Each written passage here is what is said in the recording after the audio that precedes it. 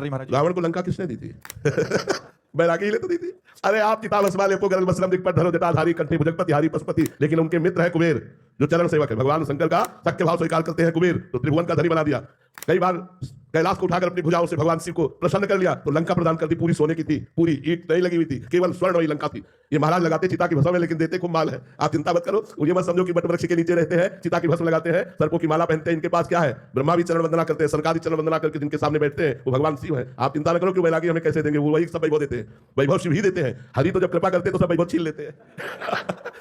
वैभव तो शिव जी ही देते हैं। आप चिंता करो, बहुत ठिकाने से लगे। अगर वैभव चाहिए तो शिव रटो और उनकी सेवा करो।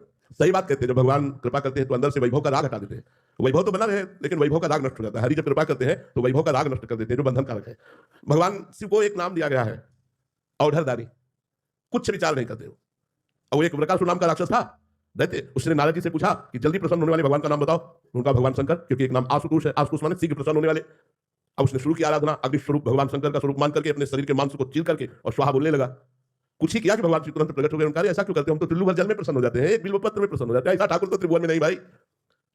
आप देख लो, सब जगह सेव संतरा अंगूर चढ़ते, महाराज के ऊपर धतूर फल चढ़ता है। धतूर का फल चढ़ता है, अकौड़े का फूल, जो किसी के काम में लाए भगवान शिव ले रहे।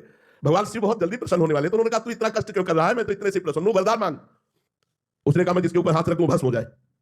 भगवान शिव ने औढ़रदारी का तथास्तु। और उसकी दृष्टि बगल में गई, त्रिपुर सुंदरी भगवती उमा महामाया।